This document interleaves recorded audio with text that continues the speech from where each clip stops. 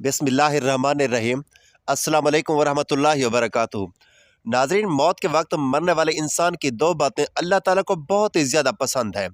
मरने से पहले पहले अगर ये दो काम करने नसीब हो जाएं तो ये दो काम बंदे को अल्लाह का महबूब बना देते हैं, अल्लाह का वली बना देते हैं। आखिर वो दो काम हैं कौन से?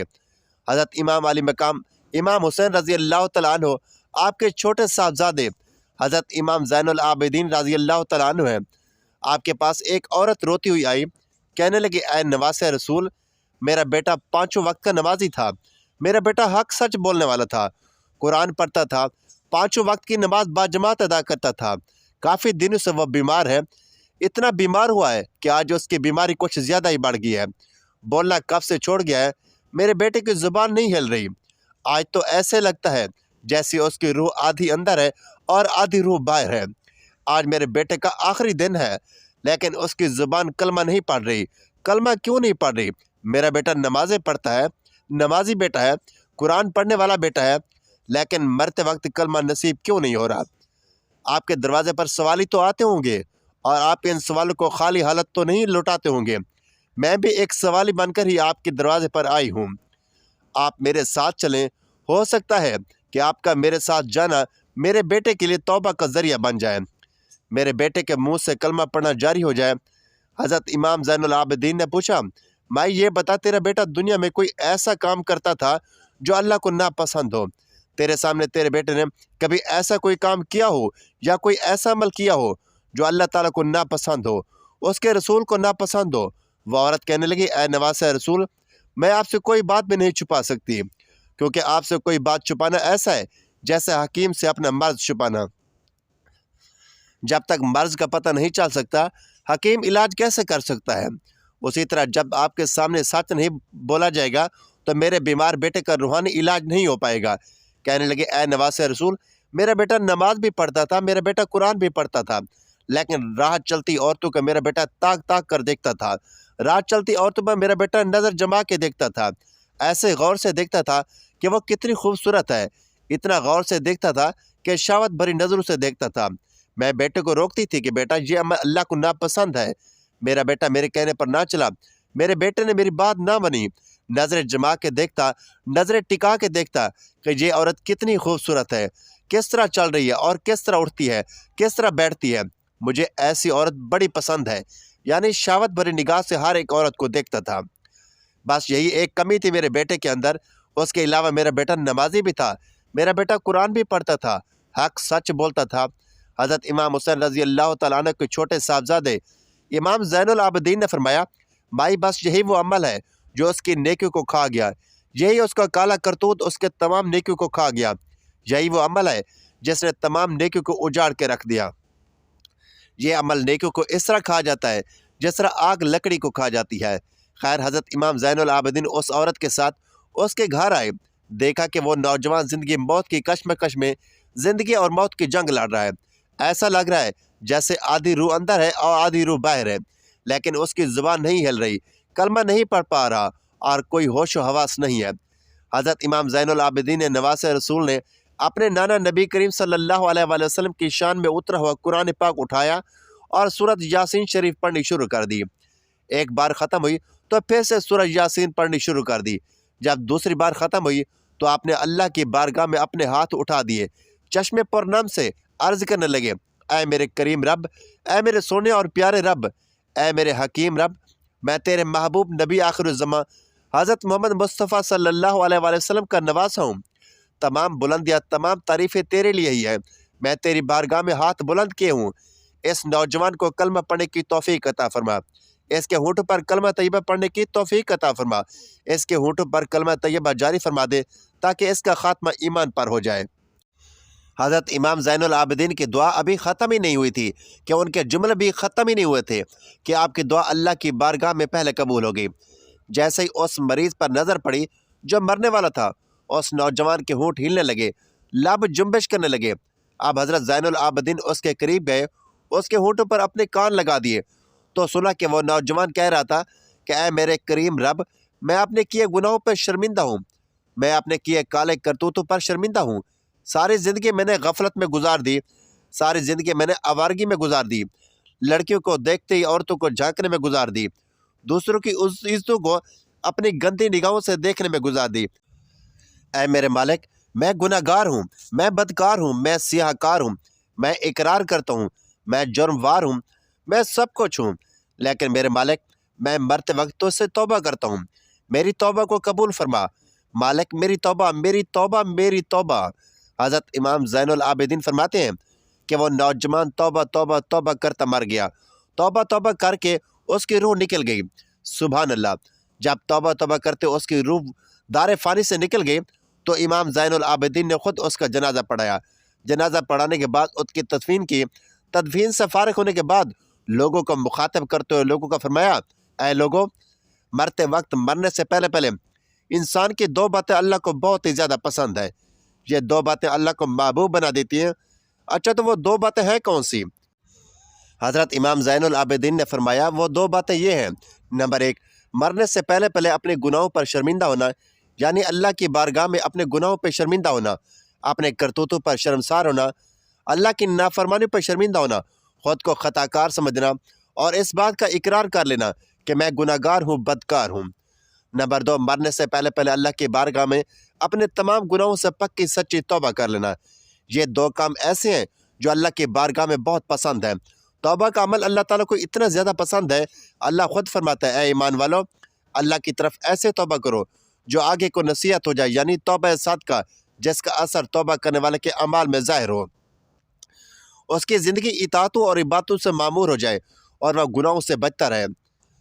سردار دو جہاں محبوب رحمان صلی اللہ علیہ وآلہ وسلم کا فرمان عالی شان ہے، بے شک اللہ عز و جل توبہ کرنے والے آزمائش میں مبتلا مومن بندے کو پسند فرماتا ہے۔ کہنے والے کہتے ہیں کہ اگر تمہاری سانسیں چل رہی ہیں، رکی نہیں ہیں، تو ابھی بھی توبہ کا وقت ہے، پکی سچی توبہ کر لو۔ اچانک موت آ بھی گئی تو کیا کرو گے؟ توبہ نصیب نہ ہوئی تو مرنے کے بعد اللہ کو کیا منہ دکھاؤ گے؟ کتنا خوش قسمت ہے وہ نوجوان جس کو مرنے سے پہلے توبہ نصیب ہو گئی، کلمہ پڑھ کے مرا تھا، خاتمہ ایمان پر ہوا۔ تو کیا کسی کو یہ بات معلوم ہو سکتی ہے کہ مرتے وقت اس کا خاتمہ ایمان پر ہوگا یا نہیں ہوگا، توبہ کرنا نصیب ہوگا یا نہیں ہوگا؟ لیکن ابھی تو سانسیں چل رہی ہیں، ہماری آنکھیں کھلی ہیں، ہمارے پاس وقت ہے توبہ کرنے کا اور اللہ کے حضور جھکنے کا۔ پیارے نبی صلی اللہ علیہ وآلہ وسلم نے فرمایا، اے صحابہ، عرض کیجیے یا رسول اللہ صلی اللہ علیہ وآلہ وسلم۔ میرے نبی نے فرمایا، میں اللہ کا حبیب ہوں، اور جو نوجوان اپنی جوانی میں توبہ کر لیتا ہے وہ بھی اللہ کا حبیب بن جاتا ہے۔ سبحان اللہ۔ فرمایا 5 لوگوں کو مرتے وقت تکلیف نہیں ہوگی۔ حضرت سیدنا عثمان غنی رضی اللہ تعالیٰ عنہ نے فرمایا، دنیا میں 5 لوگ ایسے ہیں جن کو مرتے وقت تکلیف نہیں ہوگی، ان کی روح آسانی سے نکلے گی۔ حالات نظام انسان کی آدھی روح اندر ہوتی ہے اور آدھی روح باہر ہوتی ہے، اور بندہ تکلیف میں ہوتا ہے۔ اس وقت انسان کو پیاس اتنی لگتی ہے کہ انسان یہ چاہتا ہے کہ 7 سمندر کا پانی پی جاؤں، اور اگر بالفاظ وہ پانی پی بھی جاتا ہے پھر بھی اس کی پیاس نہیں بجھے گی۔ روح نکلتے وقت انسان کو جو تکلیف ہو رہی ہوتی ہے وہ ناقابل بیان ہے۔ حضرت سیدنا عثمان غنی رضی اللہ تعالیٰ عنہ نے فرمایا، یہ 5 لوگ ایسے ہیں کہ انہیں مرتے وقت ذرا بھی تکلیف نہ ہوگی، یعنی موت آسان ہوگی اور بغیر تکلیف کی ہوگی۔ پوچھا گیا کہ جناب وہ کون سے 5 لوگ ہیں جنہیں موت کے سختی میں بھی نرمی میسر ہوگی؟ تو فرمانے لگے کہ سب سے پہلا شخص وہ ہے جو اپنی ماں باپ کی موت کے بعد، یعنی ماں باپ کے مرنے کے بعد، وراثت کا حصہ اپنی بہنوں کو پہنچانے میں جلدی کرتا ہے، یعنی وراثت کا حصہ اپنی بہنوں کو جلد اور بر وقت پہنچاتا ہے۔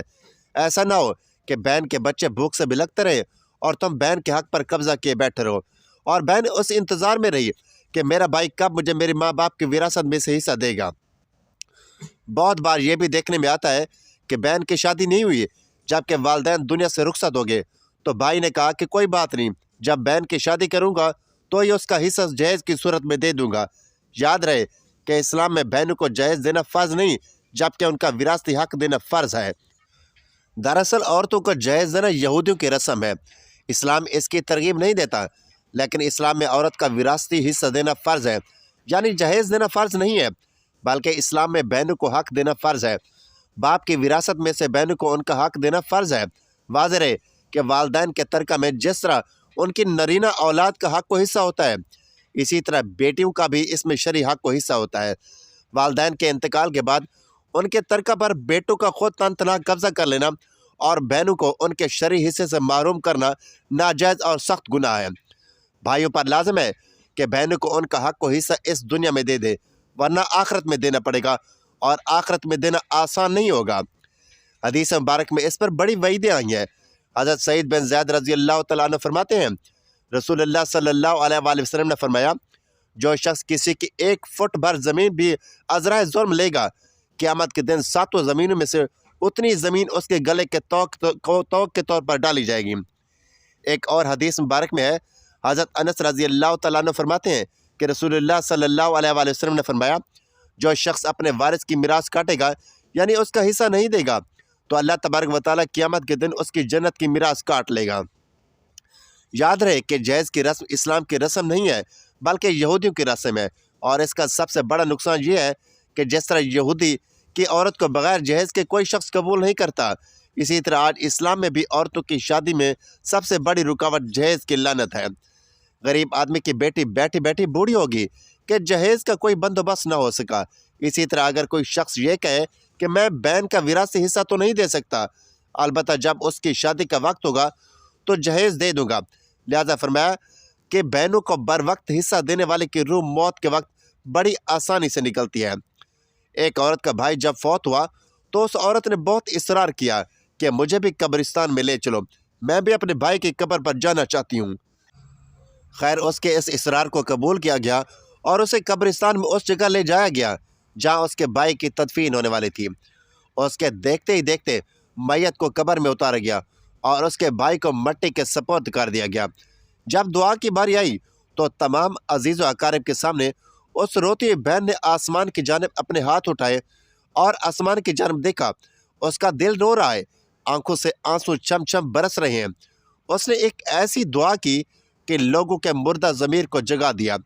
रोती हुई बहन ने आसमान की जानिब देखकर फरियाद की कि ऐ मेरे मालिक, ऐ अदल इंसाफ करने वाले रब, आज अदल का दिन आ गया है। ऐ इंसाफ करने वाले रब, आज मेरा भी इंसाफ कर दे। रो रो कर कहने लगी, मेरे मालिक, तू मेरे इस भाई को अपनी रहमत से दूर रखना, मेरे इस जालिम भाई को अपनी रहमत से दूर रखना, ऐसे दूर रखना जैसे इसने मेरे वालिदैन की विरासत से मुझे दूर रखा है। मेरे बच्चे भूख से बिलखते रहे, लेकिन इस जालिम को मेरे बच्चों पर ज़रा भी तरस न आया। मैं अपने बच्चों को हराम जानवर का गोश्त खिलाने पर मजबूर हुई।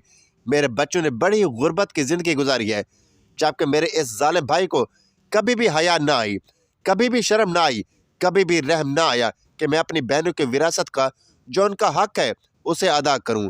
ऐ मेरे मालिक, तू आज इंसाफ कर दे, और जिस तरह से इसने मेरी विरासत के हक से मुझे दूर रखा, इसी तरह तू इसे अपनी रहमत से दूर कर दे।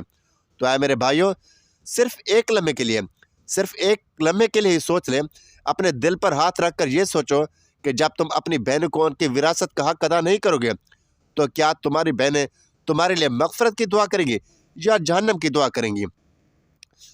बहन के लिए जालिम बन के मरोगे या मजलूम बन के? ऐ नौजवान, बहन का हिस्सा खाना ऐसा है जैसे खिंजीर का गोश्त खाना। हज़रत सैयदना उस्मान गनी रज़ी अल्लाह तआला अन्हु ने फरमाया कि ऐ मुसलमान, बहन का हक बर वक्त अदा कर देने वाले शख्स की रूह मरते वक्त बड़ी ही आसानी से निकलेगी। फिर फरमाया, कसरत से सदका करने वाला शख्स, यानी ऐसा शख्स जो अल्लाह और उसके रसूल सल्लल्लाहु अलैहि वसल्लम की रज़ा के लिए अपनी माल और दौलत में से यूँ सदका करता है कि जब वह अपने एक हाथ से किसी को देता है तो दूसरे हाथ को पता भी ना चले। यानी दूसरा इंसान वो है जो कसरत से सदका करे, तो उसकी मौत के वक्त उसकी रूह आसानी से निकलेगी और जान करने का अमल उसके लिए तकलीफ दे नहीं होगा। नंबर 3, ऐसा इंसान जो अपनी फैमिली से अच्छा सलूक करने वाला है, यानी अपने माँ बाप, बीवी बच्चों और बहन भाइयों से नरम दिली का रवैया रखने वाला है, अपने बीवी बच्चों से प्यार करने वाला है, हलाल का लुक़्मा कमाकर अपने बीवी बच्चों की कफ़ालत करने वाला है, हलाल कमाई से बच्चों की परवरिश करने वाला है, बीवी को हलाल का लुक़्मा खिलाने वाला है। बुजुर्गान दीन फरमाते हैं कि जब रिज़्क़ तंग होने लगे तो दस्तरखान को वसी कर लिया करो, यानी अपने बीवी बच्चों पर खर्च करना भी सदका है, उन्हें खिलाना पिलाना सदका है। लिहाजा ऐसा शख्स जो अपनी फैमिली यानी बीवी बच्चों पर खर्च करता हो और उनसे हुस्न सलूक करता हो, तो जब वह दुनिया से रुखसत होगा तो उसकी रूह निकलने में आसानी होगी और उसे कोई तकलीफ़ ना होगी। इसी तरह हज़रत सैयदना उस्मान गनी रज़ी अल्लाह तआला अन्हु ने फरमाया, जो शख्स ये सोच कर नमाज अदा करता है कि जो नमाज वो अदा कर रहा है वो मेरे नबी सल्लल्लाहु अलैहि वसल्लम की आंखों की ठंडक है। नमाज दीन का सतून है, नमाज मोमिन की मेराज है, इस्लाम और कुफ्र में तफरीक है, تو 5 وقت کا نمازی موت کے وقت کسی قسم کی سختی میں مبتلا نہ ہوگا۔ پھر فرمایا 5واں وہ شخص ہے جو قرآن کی تلاوت کرتا ہو، یعنی خود بھی قرآن پڑھتا ہو اور دوسروں کو بھی قرآن سکھاتا ہو۔ پھر فرمایا راتوں کی تنہائیوں میں اٹھ کر قرآن پڑھا کرو اور قرآن پڑھتے وقت رویا کرو۔ فرمایا کہ اگر رونا نہ بھی آئے تو رونے کی کوشش کر لیا کرو۔ حضرت داتا علی حجویری گنج بخش رحمۃ اللہ علیہ سے کسی نے پوچھا کہ حضرت اگر رونے کی کوشش بھی کریں اور پھر بھی رونا نہ آئے تو پھر کیا کریں؟ تو فرمایا کہ پھر اپنے مقدر پہ رویا کرو کہ تم اتنے سنگ دل ہو گئے ہو کہ تمہاری آنکھیں آنسو نہیں بہاتی۔ ناظرین، اللہ پاک سے دعا ہے کہ اللہ پاک موت کے وقت کی سختیوں کو دور فرمائے، مرتے وقت کلمہ نصیب فرمائے، مرنے سے پہلے مرنے کی تیاری نصیب فرمائے اور ہمارا خاتمہ ایمان پر فرمائے۔ آمین یا رب العالمین۔